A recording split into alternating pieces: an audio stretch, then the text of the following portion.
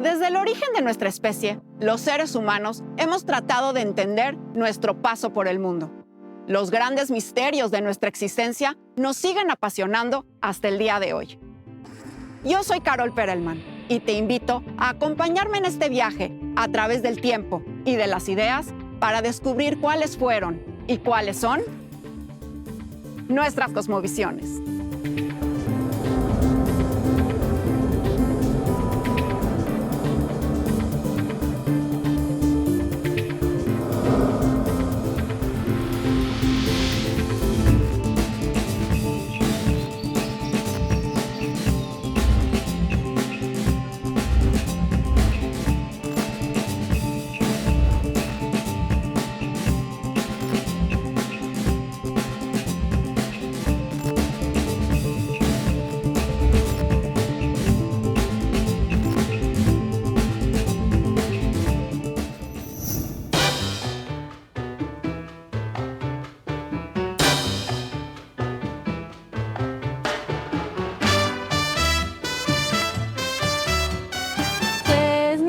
Creador. El mundo se creó por varios, como la humanidad, los animales y Dios. Creo que hubo un creador, que él fue el que paso a paso hizo el mundo y nos creó a nosotros. A mí me enseñaron que Dios había creado todo. En la prepa me entero que hay una generación espontánea. Tengo el asunto científico, creo en él, pero también creo que hay una fuerza poderosa. Yo pienso y siempre he creído que el mundo se creó a través, no sé, de alguna explosión de diversas sustancias, algo pues que chocó y que de ahí se creó el mundo. Y yo creo y también siempre he pensado que es un creador quien fue el que creó todo este mundo. Pienso que debió haberse juntado un conglomerado de piedras, de polvo del espacio, que se juntaron, o bien una explosión de algún astro, y de alguna forma se crearon, pues no nada más este mundo, también otros planetas, y giraron y han orbitado. El mundo se creó porque de principio tenía que haber un fin. Y pues sí, igual hubo alguien que lo creó. Porque la tierra más linda es Santa María la Ribera y así te estoy cantando. Acabando, te estoy acabando. ¿Cómo se creó el mundo? ¿Hubo en realidad un creador o una creadora? Son preguntas frecuentes que seguramente cada persona, cada sociedad, nos hemos planteado en algún momento y que han dado paso, entre otras cosas, a eso que llamamos mitos o historias de creación. Se trata de explicaciones y razonamientos diversos que construyen una imagen a partir de la cual tratamos de dar sentido al mundo y tienen un significado interno universal sobre la vida. En el programa de hoy exploraremos las diferentes cosmogonías de ayer y hoy, el origen del universo, de nuestro mundo. Los mitos de origen deben ser tan antiguos como los seres humanos.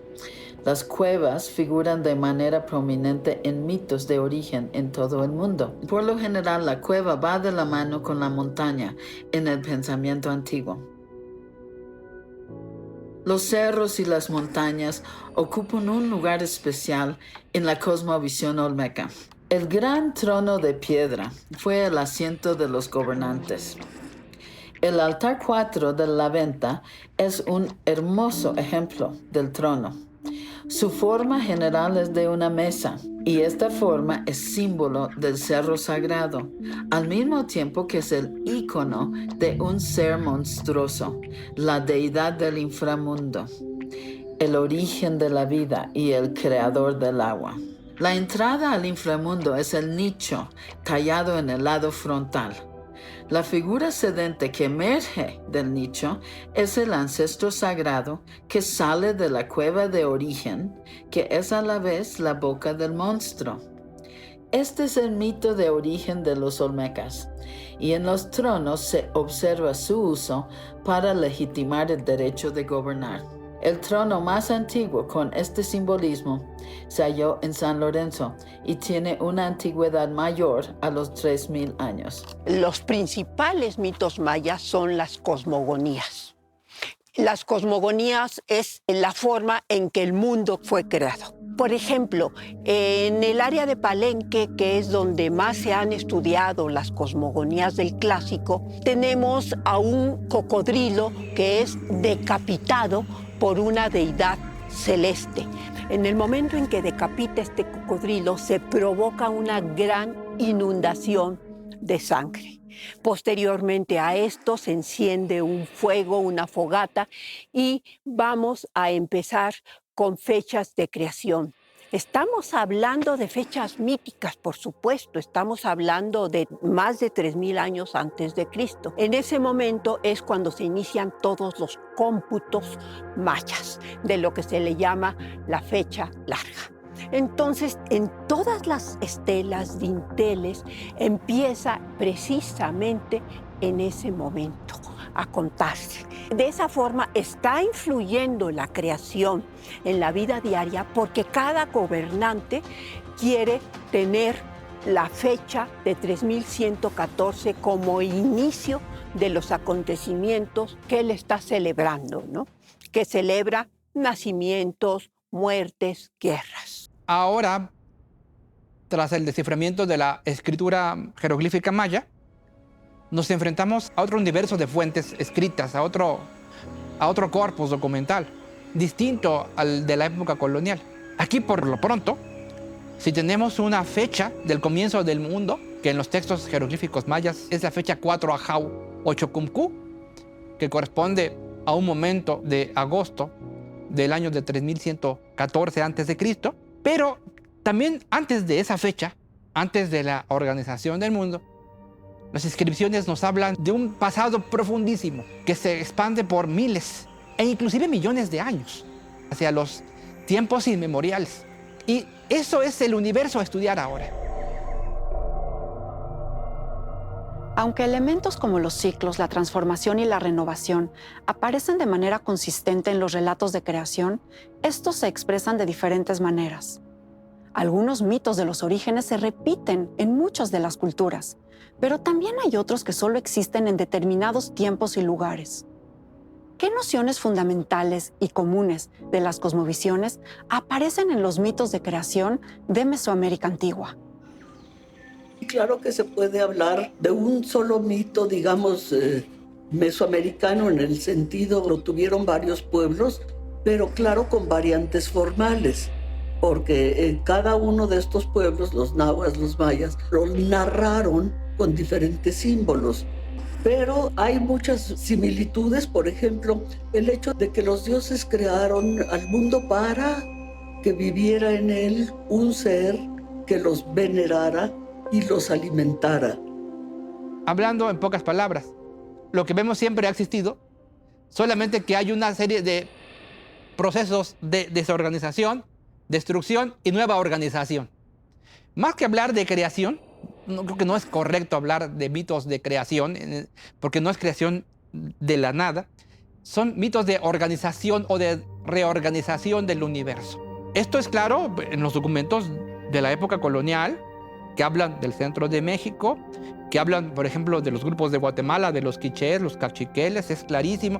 También en otros grupos de Mesoamérica, es claro, en otras regiones también, que creían que el mundo que habitamos era el producto de una serie de organizaciones, destrucciones y reorganizaciones periódicas. Y en general se podría decir que en las cosmogonías mesoamericanas nunca nada se crea de la nada, todo se transforma. Y entonces así el nuevo mundo está hecho con los vestigios del mundo anterior. Y otra cosa sucede con los dioses. A diferencia de la cosmovisión, por ejemplo, cristiana, en que Dios es anterior al mundo, es exterior al mundo y es completamente superior a todos los seres de la creación, en Mesoamérica los hombres y los dioses siempre se confunden. Muchas veces se dice que fueron los seres humanos los que crearon el mundo y en el momento de crear el mundo, es decir, en el momento de realizar una serie de rituales, uno de ellos implicaba arrojarse al fuego, que justamente es como cuando nace el sol, se transformaron en dioses. Entonces, por ejemplo, el dios del quinto sol era antes un ser humano, Nanahuatzin, que aparte era un ser humano pobre, viejo y enfermo, y que por el hecho de su autosacrificio ritual, arrojándose al fuego, se convirtió en el nuevo astro solar. Entonces vemos que, así como los mundos actuales son transformaciones de mundos anteriores, los dioses son seres humanos que se endiosaron y también los seres humanos pueden ser dioses que bajan a la tierra. Entonces lo que nos enseñan estos mitos cosmogónicos es que tanto el cosmos como los seres que habitan el cosmos viven en una perpetua transformación. Y que más bien el trabajo de los seres humanos es mantener el orden cósmico de este mundo. O sea, un sol que fue creado a partir de soles destruidos, también se sabe que va a destruirse eventualmente. Nunca se asume que nada vaya a durar para siempre, pero el trabajo de los hombres es mantener en vida el sol el mayor tiempo posible. Y para eso deben realizar rituales que son similares a los que realizaron los seres humanos y los dioses al principio del cosmos. El sacrificio humano, por ejemplo, es un caso de esto. No podemos hablar de un solo mito de origen o de creación en Mesoamérica, ¿no? A diferencia del mundo cristiano, no existe una Biblia, no existe un dogma. Es decir, que cada grupo, los tlaxcaltecas, los mexicas, los otomíes, los mayas, en fin, cada uno tenía su propio mito de origen, ¿no? Claro que los que nos han llegado, ¿no? Porque ahí también hay muchas lagunas, ¿no? En nuestra información, pero los relatos que nos han llegado presentan semejanzas indudables, pero también mucha variedad, ¿no? Y si tuviéramos más material encontraríamos todavía más variedad.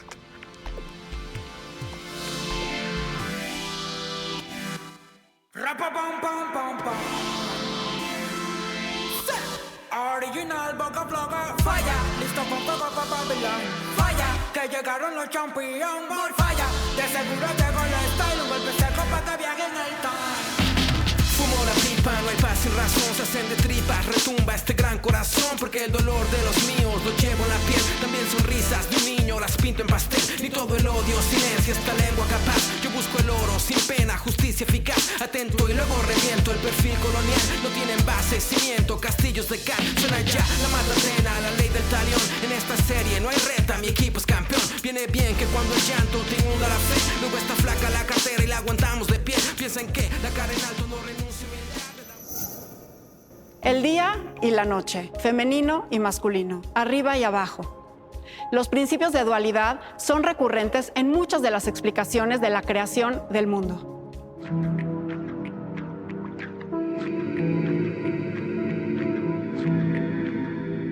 Ahora hay esquemas muy semejantes, ¿no? Con la idea de una pareja suprema que tiene la peculiaridad de ser a la vez masculina y femenina.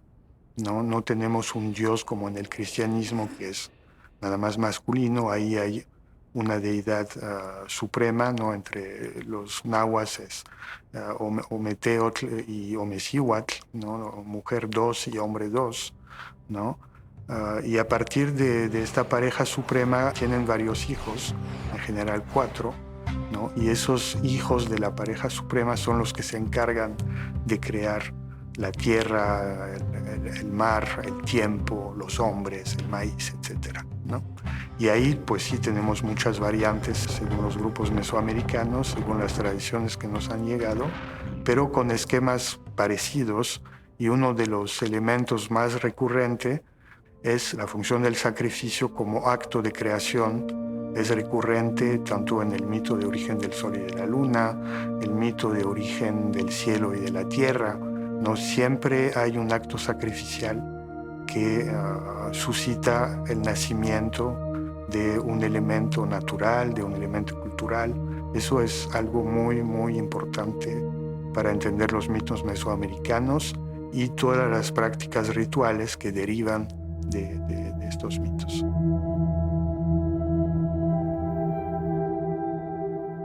El ritual en las culturas náhuatl y maya y en todas las demás fue esencial para el vínculo hombres y dioses.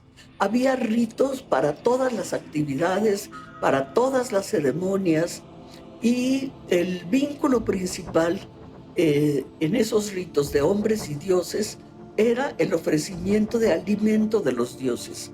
Los dioses se alimentaban de materias sutiles, porque son concebidos como materias sutiles. Entonces se les daba de comer en los ritos olores de flores y de alimentos, sabores, incienso, etc. Pero la más importante era la materia sutil que habita en la sangre y en el corazón de hombres y animales. Entonces, el punto central de vínculo entre los hombres y los dioses en la vida cotidiana fue el sacrificio humano. La idea de que los dioses crearon a los hombres con su sangre, ahí lo dicen los mitos, con su propia sangre, y los hombres en reciprocidad tienen que darles también su sangre. ¿Y esta reciprocidad qué implica? Los dioses crean al mundo, pero el mundo necesita, y concretamente y sobre todo los hombres necesitan retribuirles a los dioses esta energía creadora. Y esta retribución es una retribución continua, constante, que se inicia desde el momento mismo de la creación, y con ella los hombres están comprometidos con los dioses.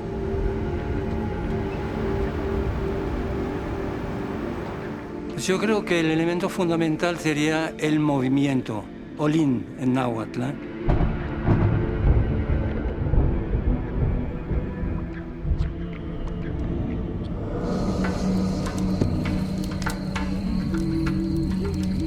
Nanahuatzin y Tecucistecat, dos de los dioses elegidos por los otros dioses, se echaron al fuego y salieron dos soles idénticos.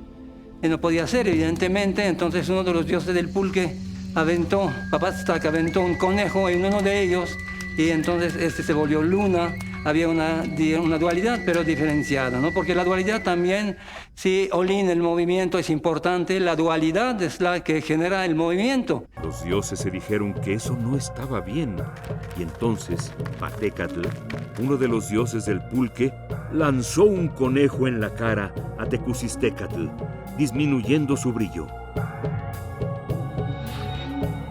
Si no tenemos dualidad, si no tenemos la alternancia del día y de la noche, lo masculino y lo femenino, etcétera, la existencia de la muerte, pues no hay movimiento, ¿no? Aún así, Sol y Luna permanecieron inmóviles en el cielo durante 4 días, hasta que en el día de signo Nahui Olin, 4 movimiento, y gracias al sacrificio de los dioses, el viento comenzó a soplar e iniciaron su marcha.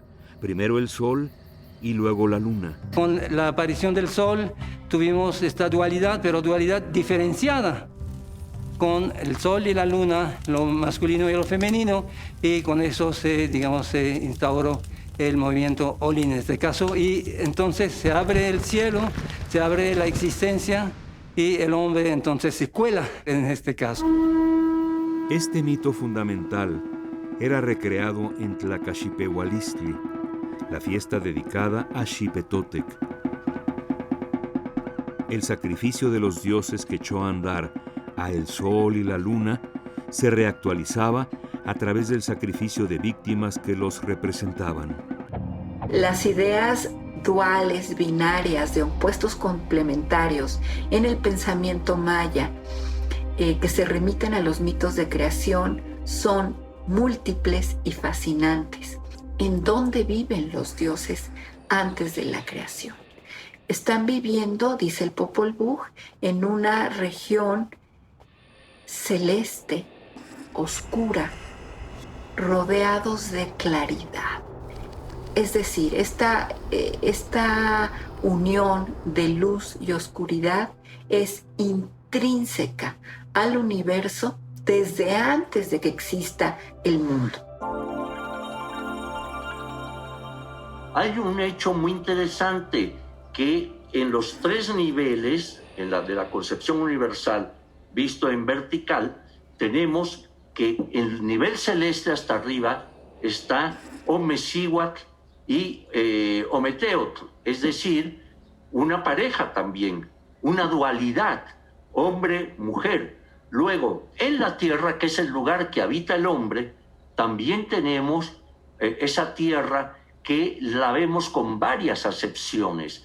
Una de ellas es Coatlicue, digamos, madre de los dioses, pero otra muy importante es Tlaltecutli, o sea, el señor y la señora del terrestre, de la tierra, ¿no? O sea, otra vez una especie de pareja, ¿verdad?, allí unida en la representación. Y por cierto que arqueológicamente, escultóricamente, se representan con características propias. El caso de el Tlaltecutli varón y la Tlaltecutli hembra. Entonces, tenemos muchas representaciones también en códices y otras más. Y hasta abajo, en el inframundo, vemos también una pareja. O sea que estas dualidades juegan un papel importantísimo. Esta dualidad yo siempre he considerado que es una especie, no la única, pero de llave que permite penetrar en el pensamiento de esta sociedad. La pregunta sobre la creación del mundo suele derivar en quién lo ha creado. Y para ello, diferentes culturas han concebido a dioses y ancestros diversos, como por ejemplo el dios de la tierra, del cielo, del inframundo, de la naturaleza, pero también de aspectos humanos, como de la agricultura, la fertilidad y la guerra. Conozcamos ahora algunas de las deidades mesoamericanas. Pues los dioses mesoamericanos tienen distintas advocaciones, ¿no? Lo que dificulta bastante su estudio. Pero eso es una característica de los sistemas politeístas, ¿no? De las religiones con muchos dioses, que encontramos en los panteones de la India antigua o de los antiguos griegos. Es un funcionamiento muy común en distintas civilizaciones politeístas, pero sí es muy difícil trabajar este tema, y eso tiene que ver con la capacidad de los dioses, como lo explicó muy bien Alfredo López Austin, que tienen la capacidad de fusionar o de fisionar. Es decir, un mismo dios puede tener varios aspectos, ¿no? Por ejemplo, tenemos a Tlaloc y tenemos los Tlaloques, ¿no?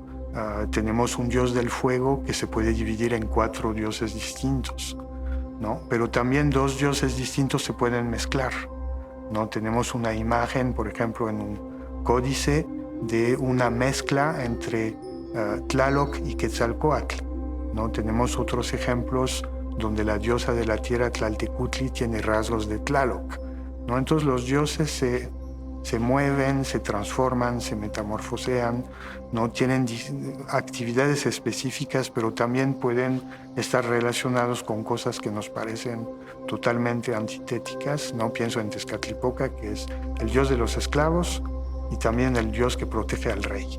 Nos parece un poco contradictoria. ¿Cómo puede proteger a los potentes y también a la clase más baja de la sociedad, ¿no? Entonces ahí hay muchas contradicciones a nuestros ojos, porque nosotros finalmente somos herederos de una tradición occidental, ¿no? En el cual si una cosa es blanca y si es negra, y es el cartesianismo, ¿no? Para decirlo de alguna forma.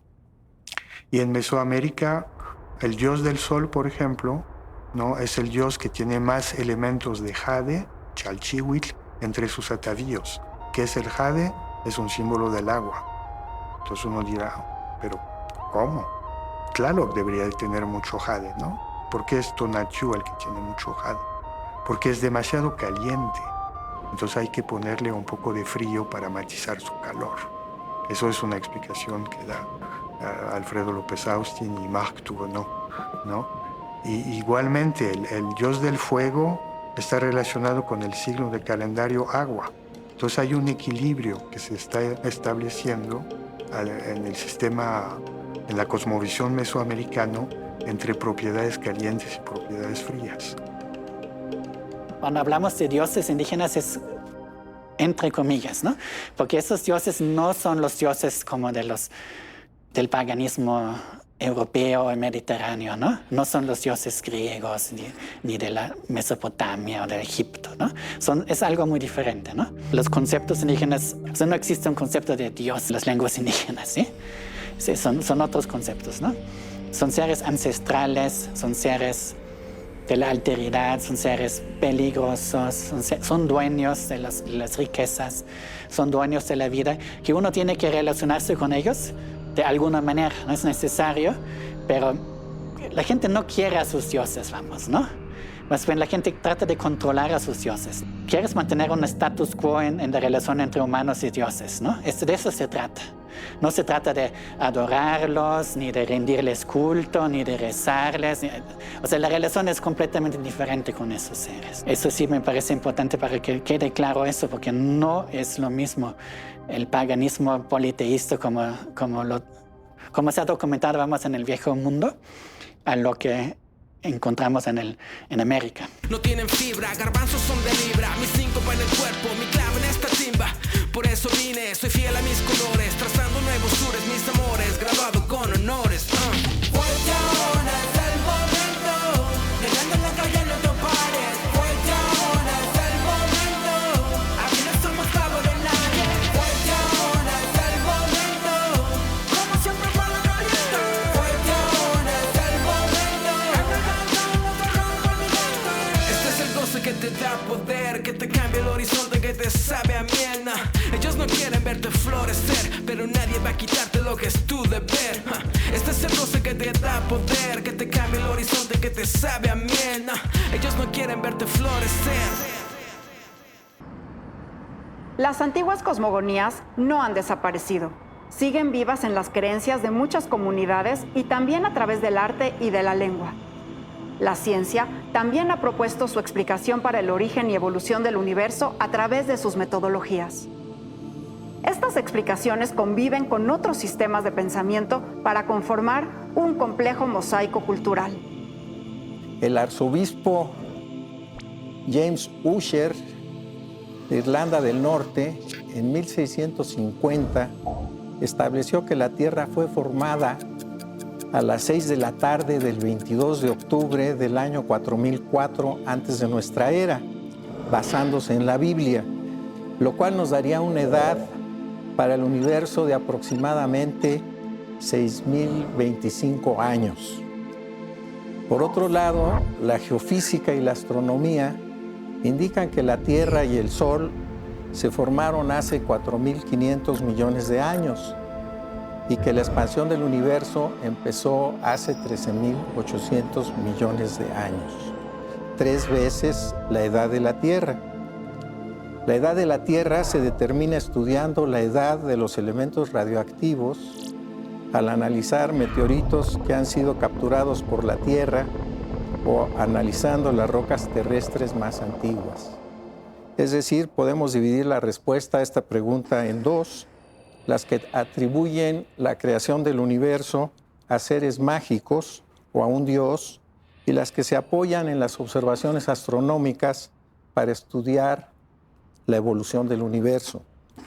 Yo diría que toda la cosmología es cognitiva. A mis espaldas están 2 modelos de cosmologías, la de Ptolomeo, donde la Tierra es el centro, y la de Copérnico, donde el Sol es el centro. Son 2 formas de ver el mundo. Pero no solamente se refieren a una realidad estudiada por los cosmólogos, sino a una forma de expresar la realidad. Y esa expresión de la realidad es algo mental. Yo como antropólogo, yo aprendí, vamos, ver el mundo con la cosmovisión de un pueblo indígena.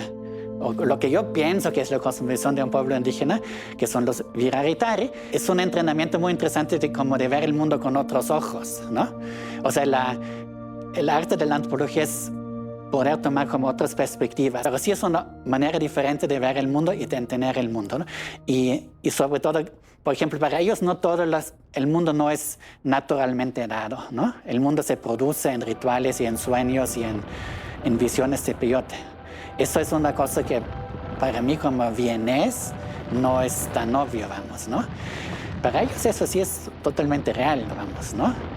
El mundo se puede producir en rituales. Y eso para mí, como antropólogo, es muy interesante darme cuenta que hay realmente diferentes maneras de entender el mundo. No solamente de verlo, sino de entenderlo y de tener teorías muy diferentes sobre el mundo. Queremos estudiar a fondo cómo evolucionan las estrellas, cómo nacen, evolucionan y mueren. Queremos saber si el universo siempre se va a estar expandiendo o si de repente... ¿Qué tal si hay más universos, no? Ahorita estamos hablando de uno solo. ¿Qué tal si hay dos? Si hay otro universo acá que se nos está acercando. Entonces, de repente vamos a ver que se nos va a empezar a calentar un poquito un lado y el otro lado se va a enfriar un poquito. Y entonces hay gentes que están estudiando la posibilidad de que existan otros universos.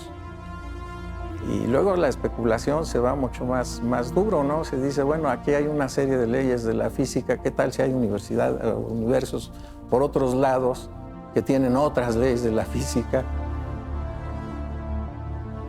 La mente humana abarca o no abarca al cosmos. Quiero decir, el modelo más avanzado que podamos construir del mundo, que nos otorgan los astrónomos y los cosmólogos, ¿realmente lo entendemos? Yo diría que no. Tenemos un déficit. O sea, la mente humana no me da para calcular los 13.600 millones de años que se supone tiene el cosmos, ni la cantidad de galaxias y demás. Tenemos un déficit cognitivo, pero tenemos algo que Kant señaló como lo sublime. Lo sublime es una percepción del mundo que nos rebasa por su magnitud. Y esta percepción del mundo que nos rebasa nos provoca una reacción de querer conocer ese hueco que nos queda fuera de la cognición. Y ese esfuerzo es el límite de la conciencia humana a través de la historia.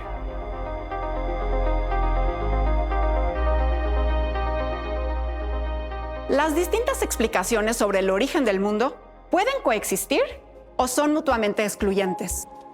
Esa es una disyuntiva sobre la que mucho se puede debatir. No es fácil encontrar posiciones intermedias en este aparente conflicto. Quisiera enfatizar el papel de la ciencia moderna, de los grandes pensadores, desde los griegos, en particular Demócrito, y luego aquellos que nos sacaron del total antropocentrismo, como Copérnico, como Kepler, como Galileo, Newton, Einstein, que cada vez colocaron al hombre en un espacio menos central. Y esto, desde luego, influyó enormemente en nuestra cosmovisión. Y la cosmovisión dominante, por lo menos en Occidente, pero en gran parte del mundo, es la de la ciencia moderna. La ciencia también tiene una historia que contar. Desde el Big Bang, la evolución de las estrellas, las galaxias, la expansión del universo, el comienzo de la vida, y todas estas cuestiones, y luego nuestra aparición, que no conocemos otra civilización más que la nuestra, la humana, y que creo que es la historia que hemos contado.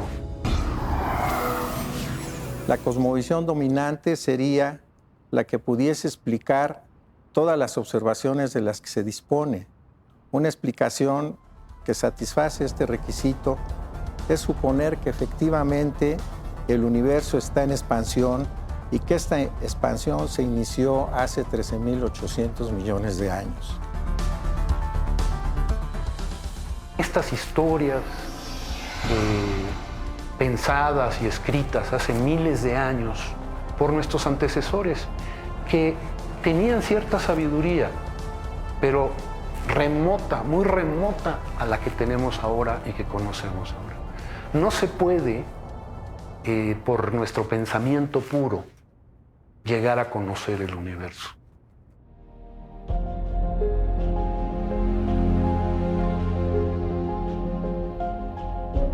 El mito es una narración maravillosa, fuera del tiempo histórico, protagonizada por personajes de carácter divino.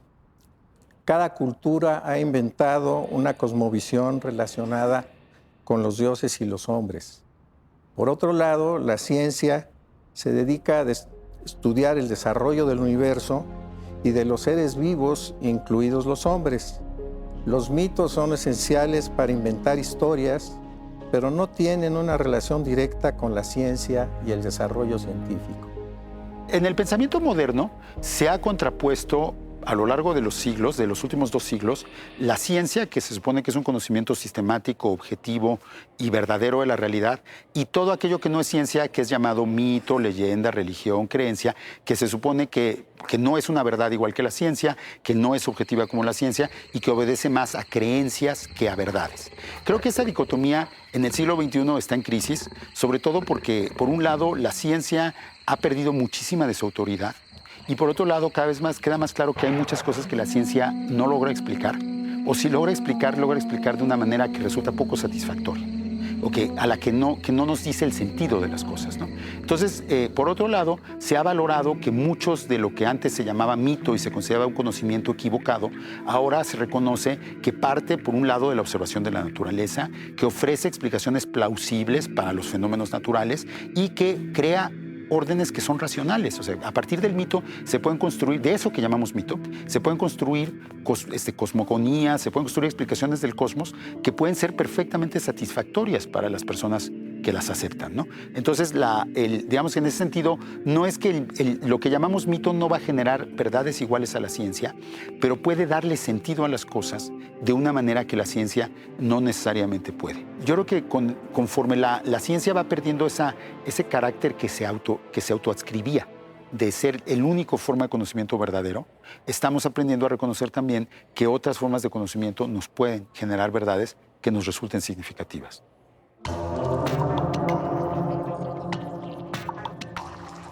Como antropólogo yo critico la ciencia occidental que cree que son los que saben de verdad sobre el mundo, sobre la naturaleza, y todos los demás son creencias y mitos, ¿no? O sea, yo critico eso porque eso es egocentrismo, ¿no? Por ejemplo, en la física cuántica hay muchas cosas que son posibles, que también son posibles en el pensamiento virárrica, pero no son posibles en la ciencia, vamos, clásica occidental. Por ejemplo, que una cosa puede existir y no existir al mismo tiempo, eso entre los viraritarios es normal, ¿sí? O sea, el famoso gato de Schrödinger, para los viraritarios no es cosa muy especial. Es muy común que una cosa existe y no existe al mismo tiempo. Yo como científico, a veces eso suena muy arrogante, pero no lo es al revés. Es una visión humilde porque no habla de la verdad. Ya llegamos con esta cosmovisión a la verdad. La ciencia integra, cambia, modifica como es necesario. Tu deber. Yo, sin mucho tiempo para el llanto, la lucha es dura, pero creo en las bendiciones de mi santo. Prendo la chispa de mi encanto, transmitiendo resistencia y vibraciones cuando canto. No sobre el tiempo y tampoco sobre el dinero. Hay que ponerse bien fuerte como el acero. Hoy no ando sola, me acompañan 2 guerreros. Mi letra tiene realidad del guero. Reales en sí, ven, búscalo aquí. Conmigo es así, papi. What you want from me? Retumbo en el beat, respeto es así. Cayeron en mí, papi. Y ahora sueno por ahí. Mi melodía y cubanía están presentes. Filosofía de la calle pa' mi gente. De Nueva York hasta La Habana 2020.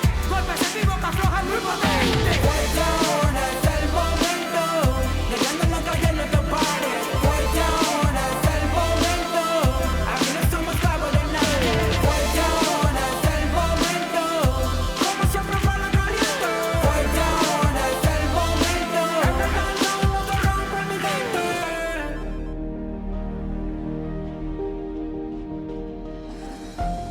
Hemos llegado al final de este fascinante viaje hacia el origen.